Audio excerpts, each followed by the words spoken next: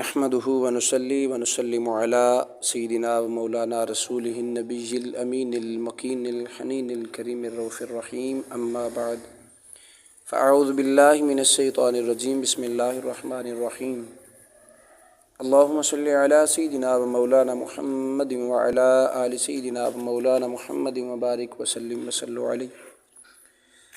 جی ناظرین کرام، امید کرتا ہوں آپ خیر و عافیت سے ہوں گے اور دعا گو ہوں کہ مالک کائنات آپ سب کو ہمیشہ شاد و آباد رکھے، ہمیشہ خوش رہیں، آقا علیہ الصلوۃ والسلام کی محبت میں ہمیشہ جیتے رہیں، حضور تاجدار کائنات صلی اللہ علیہ وآلہ وسلم کی بارگاہ میں درود و سلام کا نذرانہ پیش کرتے رہیں۔ ناظرین کرام، آج جو موضوع لے کے آیا ہوں وہ بڑا کمال کا ہے۔ وہ موضوع ہے کہ حیوانات بھی حضور کی بارگاہ میں درود پاک پڑھتے ہیں۔ اللہ اکبر! حیوانات بھی آقا علیہ الصلوۃ والسلام کی بارگاہ میں درود و سلام پڑھتے ہیں۔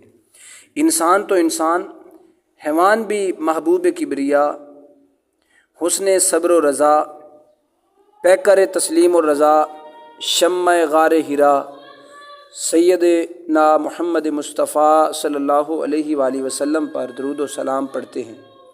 اس ضمن میں چند ایمان افروز واقعات جو ہیں آپ کی نظر کرنے لگا ہوں۔ حضرت عبداللہ الروز بادی رحمۃ اللہ تعالیٰ علیہ، آپ فرماتے ہیں کہ میں اپنے اونٹ پر سوار تھا اور میں گزر رہا تھا کہ ایک میرا جنگل سے گزر ہوا۔ یکا یک میں نے ایک اونٹ کو دیکھا جس کا پاؤں پھسلا اور میرے منہ سے بے اختیار نکلا اللہ۔ تو اس اونٹ نے کہا اللہ وصلی اللہ علی محمد، اللہ اکبر۔ آپ فرماتے ہیں کہ جب پاؤں پھسلا تو میرے منہ سے اللہ کا لفظ نکلا، تو اونٹ نے اللہ کا ذکر بھی کیا اور ساتھ آقا علیہ الصلوۃ والسلام کی بارگاہ میں درود پاک کا نذرانہ بھی پیش کیا۔ یہ کتاب ہے سعادت الدارین، جلد نمبر 1 صفحہ نمبر 405 پہ یہ کتاب بات موجود ہے۔ دوسرا واقعہ جس سماعت فرمائیں، کسی سوداگر کا جہاز دریا میں جا رہا تھا۔ جہاز کا عملہ ایک شخص ایسا بھی تھا، جہاز کے عملہ میں ایک شخص ایسا بھی تھا جس کا معمول تھا کہ آقا علیہ الصلوۃ والسلام کی بارگاہ میں روزانہ درود پاک پڑھتا تھا۔ ایک دن وہ بآواز بلند درود پاک پڑھ رہا تھا کہ اس کی نظر ایک مچھلی پر پڑی۔ یعنی جب وہ دریا میں سفر کر رہے تھے تو دوران سفر اس نے بلند آواز سے آقا علیہ الصلوۃ والسلام کی بارگاہ میں درود پاک کا نذرانہ پیش کرنا شروع کر دیا۔ تو وہ درود پاک جب پڑھ رہے تھے تو ایک مچھلی بڑی توجہ کے ساتھ اس درود و سلام کو سن رہی تھی، بڑے غور و فکر کے ساتھ۔ تو جدھر جدھر جہاز جاتا وہ مچھلی بھی ساتھ ساتھ، اور پانی کے اوپر تیرتی تیرتی وہ درود پاک سن رہی تھی۔ ادھر ایک شخص آیا، ماہی گیر یعنی مچھلیاں پکڑنے والا، وہ آیا اور اس نے اپنا کام کیا۔ تو جب وہ اپنی جال لگا کے مچھلیاں پکڑ رہا تھا تو اس مچھلی میں وہ مچھلی بھی آ گئی، ٹھیک ہے جی، وہ مچھلی بھی انہی مچھلیوں میں آ گئی جو آقا علیہ الصلوۃ والسلام کی بارگاہ میں درود و سلام کو سن رہی تھی۔ اب وہ جو ماہی گیر جس نے یہ لی تھی مچھلی پکڑی تھی، تو وہ لے کے جب بازار میں بیچنے آیا تو ادھر سیدنا ابو بکر صدیق رضی اللہ تعالیٰ عنہ اور سیدنا فاروق اعظم رضی اللہ تعالیٰ عنہ، آپ دونوں کی چاہت تھی کہ آج آقا علیہ الصلوۃ والسلام کی دعوت کی جائے۔ تو یہ دونوں ہستیاں مل کے، شیخین کریمین، یہ دونوں مل کے بازار گئے کہ آج کچھ لے کے آتے ہیں۔ جب وہاں گئے تو وہاں ان کو وہی مچھلی پسند آ گئی جو مچھلی آقا علیہ الصلوۃ والسلام پر درود و سلام کو سن رہی تھی۔ انہوں نے اس مچھلی کو خریدا اور خرید کر گھر لے کے آئے اور مچھلی کو اہلیہ کے حوالے کیا اور فرمایا کہ اس پر اچھی طرح مسالہ لگا کے پکانا، آج تاجدار کائنات صلی اللہ علیہ وآلہ وسلم کی دعوت ہے ہمارے گھر۔ تو مچھلی کو اچھی طرح صاف کیا، مسالہ لگایا، ہنڈیا میں ڈالا، ہنڈیا کو چولہے پہ رکھا اور چولہے میں آگ جلائی مگر آگ نہیں جل رہی، بار بار کوشش کے باوجود آگ نہیں جل رہی۔ میاں بیوی سخت حیران ہوئے اور یہ سارا واقعہ حضور تاجدار کائنات صلی اللہ علیہ وآلہ وسلم کی بارگاہ میں آ کے عرض کیا، آقا یا رسول اللہ، اس نیت سے مچھلی لے کے آئے ہیں بازار سے اور یہ مچھلی جو ہے یہ بن نہیں رہی، آگ نہیں جل رہی، بڑے پریشان ہیں۔ حضور نگاہ کرم فرمائے، ہمیں بتائیں ماجرا کیا ہے؟ تو آقا علیہ الصلوۃ والسلام نے ارشاد فرمایا، دنیا کی آگ تو کیا اس مچھلی کو دوزخ کی آگ بھی نہیں پکا سکتی، نہیں جل سکتی یہ مچھلی۔ عرض کیا آقا یا رسول اللہ وجہ کیا ہے؟ فرمایا دریا میں جہاز پر ایک شخص بڑی محبت سے درود و سلام پڑھ رہا تھا اور یہ مچھلی اس شخص کا درود پاک بڑی عقیدت سے سن رہی تھی۔ اب درود پاک کو ادب اور عقیدت اور احترام سے یہ سن رہی تھی، تو اس سننے کی وجہ سے یہی وجہ ہے کہ اب اس پر کوئی آگ اثر نہیں کر رہی۔ تو اس سے پتہ یہ چلا کہ اگر کوئی ادب کے ساتھ آقا علیہ الصلوۃ والسلام کی بارگاہ میں درود و سلام کو سنے تو اللہ رب العزت اس پر دوزخ کی آگ کو بھی حرام کر دیتا، دوزخ بھی آگ اس کو جلا نہیں سکتی۔ تو ناظرین کرام، یہ اتنی بڑی سعادت ہے درود و سلام سننے کی۔ تیسرا واقعہ، ایک دن آقا علیہ الصلوۃ والسلام دو جہاں صلی اللہ تعالیٰ علیہ وآلہ وسلم ایک دن آقا دو جہاں صلی اللہ علیہ وآلہ وسلم اسلامی لشکر کے ساتھ جہاد کے لیے تشریف لے جا رہے تھے کہ راستے میں ایک جگہ پڑاؤ کیا اور حکم دیا کہ یہیں پر جو کچھ کھانا ہے وہ کھا لو۔ تو جب کھانا کھانے لگے تو صحابہ کرام رضوان اللہ اجمعین نے عرض کیا، آقا یا رسول اللہ، روٹی کے ساتھ سالن نہیں ہے۔ پھر صحابہ کرام نے دیکھا کہ ایک شہد کی مکھی ہے جو بڑے زور سے بن بنا رہی ہے۔ عرض کیا، آقا یا رسول اللہ، یہ مکھی شور کیوں کر رہی ہے؟ تو فرمایا یہ کہہ رہی ہے کہ مکھیاں بے قرار ہیں اس وجہ سے کہ صحابہ کرام کے پاس سالن نہیں، حالانکہ یہاں ہمارے قریب ہی غار میں ایک شہد کا بہت بڑا چھتا ہے، کون ہے جو اس شہد کو لا سکتا ہے؟ میرے آقا علیہ الصلوۃ والسلام نے فرمایا، پیارے علی، اس مکھی کے پیچھے پیچھے جاؤ اور شہد لے کے آؤ۔ چنانچہ حیدر کرار آقا علیہ الصلوۃ والسلام کے حکم پر ایک پیالہ یا ایک برتن لے کے گئے اور جہاں وہاں پہ پہنچے تو مکھی آگے آگے، آپ پیچھے پیچھے غار میں پہنچ گئے۔ آپ نے وہاں جا کر شہد کو نچوڑ لیا، دربار رسالت میں آ کے حاضر ہو گئے۔ تاجدار کائنات صلی اللہ علیہ وسلم نے وہ شہد تقسیم فرمایا۔ جب صحابہ کرام رضوان اللہ اجمعین نے کھانا کھانے لگے تو مچھی پھر آ گئی اور بنبنانے لگی۔ صحابہ کرام نے عرض کیا کہ یا رسول اللہ صلی اللہ علیہ وآلہ وسلم، اب مکھی پھر شور کر رہی ہے، کیوں کر رہی ہے؟ تو آپ نے فرمایا کہ میں نے اس سے ایک سوال کیا ہے اور یہ اس کا جواب دے رہی ہے۔ میں نے پوچھا کہ یہ کیا سوال کیا ہے حضور آپ نے، اور اس نے کیا جواب دیا؟ تو آقا علیہ الصلوۃ والسلام نے فرمایا کہ میں نے ان سے پوچھا تمہاری خوراک کیا ہے؟ تو مکھی نے کہا ہے پہاڑوں اور بیابانوں میں جو پھول ہوتے ہیں وہ ہماری خوراک، ہم اس کا رس چوستی ہیں، وہی ہماری خوراک ہے۔ تو میں نے پوچھا پھول تو کڑوے بھی ہوتے ہیں، پھیکے بھی ہوتے ہیں، بد مزہ بھی ہوتے ہیں، تو تیرے منہ میں یہ مٹھاس جا کر کیسے بنتی ہے، یہ صاف شہد کیسے بنتا ہے؟ مکھی نے جواب دیا، آقا یا رسول اللہ صلی اللہ علیہ وآلہ وسلم، ہمارا ایک امیر اور سردار ہے اور ہم اس کے تابع ہیں۔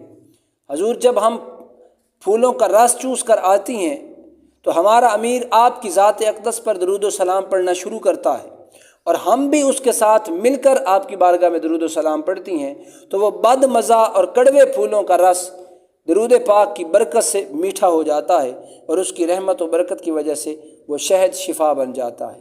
احباب ذی وقار، یہاں سے ایک معنی دیکھیں کہ آقا علیہ الصلوۃ والسلام کی بارگاہ میں اگر مچھلیاں درود و سلام پڑھیں تو ان کا جو ان سے تیار ہوتا ہے تو وہ میٹھا شیریں شفا بن جاتا ہے، شہد بن جاتا ہے۔ اگر انسان کوئی آقا کریم کی بارگاہ میں درود و سلام کا نذرانہ پیش کرے تو اس انسان کا رویہ جو تلخ ہے وہ میٹھا کیوں نہیں ہو سکتا، اس کا اخلاق پیارا کیوں نہیں ہو سکتا؟ احباب ذی وقار، یہ سب کچھ ہو سکتا ہے مگر وجہ یہ ہے کہ ہم لوگوں نے آقا علیہ الصلوۃ والسلام کی بارگاہ میں درود و سلام پڑھنا چھوڑ دیا ہے۔ اگر درود پاک پڑھنے کی وجہ سے یہ کڑوے اور بد مزہ پھولوں کا رس نہایت میٹھا شیریں ہو سکتا ہے تو تلخی شیرینی میں بدل سکتی ہے۔ درود پاک کی برکت سے گناہ نیکیوں میں تبدیل ہو سکتے ہیں، خطائیں مالک کی عطاؤں میں تبدیل ہو سکتی ہیں، لیکن وجہ یہ ہے کہ تاجدار کائنات کی بارگاہ میں درود و سلام کا پڑھنا ہوگا۔ احباب ذی وقار، حضرت داؤد علیہ الصلوۃ والسلام آپ اپنے حجرے میں بیٹھے زبور کی تلاوت کر رہے تھے کہ آپ نے دیکھا کہ مٹی سے ایک سرخ رنگ کا کیڑا نکلا۔ تو آپ نے سوچا کہ اس ننھے سے حقیر کیڑے کا کیا کام ہو سکتا ہے؟ تو اللہ رب العزت نے کیڑے کو قوت گویائی عطا فرمائی، بولنے کی طاقت عطا فرمائی۔ تو اس نے عرض کیا، اے اللہ کے نبی، اللہ رب العزت نے میرے دل میں یہ بات ڈال دی ہے کہ میں دن کو ذکر خدا 1000 مرتبہ ان الفاظ میں کیا کرتا ہوں، سبحان اللہ والحمد للہ ولا الہ الا اللہ واللہ اکبر، اور رات کو ذکر مصطفیٰ 1000 مرتبہ ان الفاظ میں کیا کرتا ہوں، اللہم صلی علی محمد النبی الامی وعلی آلہ واصحابہ وبارک وسلم۔ تو آپ نے اب آپ ہی بتائیں کہ مجھے اس کے علاوہ اور کیا کہنا چاہیے؟ تو حضرت داؤد علیہ السلام آپ کو ایک لمحے کے لیے سکتہ طاری ہو گیا، آپ حیران رہ گئے کہ اللہ کی ایسی ایسی مخلوق بھی ہے جو اللہ کا ذکر کرتی ہے، یہ کیڑے بھی اللہ کا ذکر کرتے ہیں، یہ کیڑے بھی مصطفیٰ کریم کی بارگاہ میں درود و سلام کے نذرانے پیش کرتے ہیں۔ تو ناظرین کرام، پتہ یہ چلا کہ آقا علیہ السلام کا ذکر فقط انسان نہیں کرتے، فقط جن نہیں کرتے، فقط اس کائنات کا ذرہ ذرہ میرے محبوب کی بارگاہ میں درود و سلام کے نذرانے پیش کر رہا ہے، کائنات کا ذرہ ذرہ میرے مصطفیٰ کریم سے محبت کرتا ہے، کائنات کا ذرہ ذرہ عشق مصطفیٰ میں مچلتا ہے۔ اس کائنات کے ذرے کو بھی اگر کچھ ملا ہے تو حضور تاجدار کائنات کی وجہ سے ملا ہے۔ تو جب حضور کی وجہ سے ملتا ہے، وہ تاجدار کائنات صلی اللہ علیہ وآلہ وسلم کی بارگاہ میں درود پاک کے نذرانے پیش کرتے ہیں، آقا علیہ السلام کے عشق و محبت میں مچلتے ہیں، ان کا ایک ایک لمحہ حضور آقا علیہ السلام کی عشق و محبت میں گزرتا ہے۔ تو راز یہ ہے کہ وہ آقا علیہ السلام کی بارگاہ میں درود پاک کا نذرانہ پیش کرتے ہیں۔ جی ناظرین کرام، یہ ایک درود پاک ہے، درود دافع شر دشمنان، یعنی دشمن کے شر سے محفوظ رہنے کے لیے درود و سلام۔ درود دافع شر ایک اعداد سے مراد وہ درود پاک ہے جسے پڑھنے سے انسان دشمنوں کے شر سے محفوظ رہتا ہے۔ اگر کوئی شخص کسی دشمن کی دشمنی سے بہت تنگ آ گیا ہو اور طرح طرح کی اذیتوں اور پریشانیوں میں مبتلا ہو، اسے چاہیے کہ اس درود پاک کو روزانہ 100 مرتبہ بعد از نماز عشاء پڑھنا شروع کر دے اور ہمیشہ پڑھتا رہے، تو انشاءاللہ دشمنوں کی سے نجات ملے گی۔ اگر کسی دشمن نے جادو کے اور کالے علم کی بنا پہ روزی کے ذرائع وقتی طور پر روک رکھے ہوں تو پھر اس درود پاک کو 40 دن تک نماز فجر کے بعد 100 مرتبہ پڑھیں، انشاءاللہ دشمن کے کیے ہوئے تعویذ، دھاگے، کالا علم، جادو کا اثر ختم ہو جائے گا، روزی کے ذرائع جو ہیں یہ کھل جائیں گے۔ اگر کوئی دشمن ہر وقت زبان درازی کرتا ہو تو 7 جمعرات تک پانی پر اس درود پاک کو 7 مرتبہ پڑھ کر ہر جمعرات کو پڑھیں اور دشمن کے مکان کی طرف منہ کر کے اس درود پاک کو پاکیزہ جگہ پہ چھینٹے مار دیں، انشاءاللہ دشمن زبان درازی چھوڑ دے گا، کیونکہ حدیث نبوی میں ہے کہ جو کوئی بھی ایک بار درود پاک پڑھتا ہے تو اللہ رب العزت درود پاک پڑھنے والے شخص کی 100 حاجتیں کو پوری کرتا ہے۔ تو ان میں سے 30 حاجتوں کا تعلق دنیا سے اور 70 حاجتوں کا تعلق آخرت سے ہے، سبحان اللہ۔ تو دیکھیں، یہ ایک حاجت ہے کہ دشمن کے شر سے محفوظ رہنا، یہ ہماری حاجت ہے، رزق کے ذرائع کا کھلنا یہ ہماری حاجت ہے، ہماری گھریلو پریشانیاں ہیں، پریشانیوں کا حل ہماری حاجت ہے۔ تو 30 حاجتیں دنیا کی پوری ہوتی ہیں جن کا تعلق دنیا سے ہے، اور 70 جو ہیں ان کا آخرت کے ساتھ تعلق ہے۔ تو یہ 30 حاجتوں میں آپ کی یہ 30 حاجتیں پوری ہوگی۔ آئیے ذرا وہ درود پاک آپ سماعت فرمائیے۔ بسم اللہ الرحمن الرحیم، یا مذل کل جبار عنید صل علی سیدنا و مولانا محمد وعلی آلہ وصحبه وبارك وسلم. اللهم أقهر بها على أعدائنا وألزمهم وعجل إليهم ما قصدوني به في أموالهم وعزتهم وآمالهم وأنفسهم. جی ناظرین کرام، یہ تھا وہ درود پاک. آئیے ذرا اس کا ایک بار ترجمہ سماعت فرما لیں. اے ذلیل کرنے والے، ہر زبردست معاند کے درود پاک بھیج ہمارے آقا علیہ الصلوۃ والسلام حضرت محمد مصطفیٰ آپ پر اور آپ کی آل پر، آپ کی اصحاب پر، اور برکت و سلام. اور میرے دشمنوں پر اس درود پاک سے قہر فرما اور ان کی طرف سے جلدی پہنچا دے وہ چیز جو میرے لیے چاہ رہے ہیں، ان کے مال، عزت اور ان کی جانوں میں وہ جو ان پر لازم کر دے. اس کا مطلب یہ بنتا ہے کہ بندہ جب درود پاک یہ پڑھتا ہے تو اس کا مطلب یہ ہوتا ہے کہ اے اللہ، جو مجھے ذلیل کر رہا ہے، جو مجھے پریشان کر رہا ہے، جو مجھے تکلیف دے رہا ہے، وہ جو میرے لیے چاہ رہا ہے مولا، یہ ویسا اس کے ساتھ کر.